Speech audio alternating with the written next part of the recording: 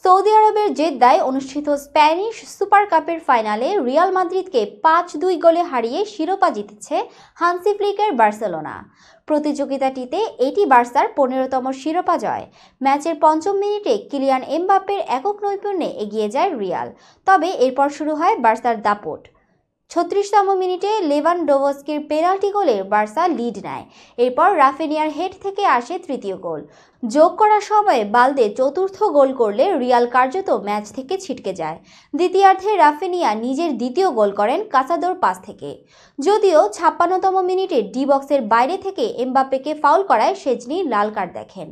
ওই free kick থেকে Rodrigo রিয়ালের দ্বিতীয় গোলটি করেন। শেষ বাঁশি বাজতেই বার্সেলোনা উদযাপনে মেতে ওঠে।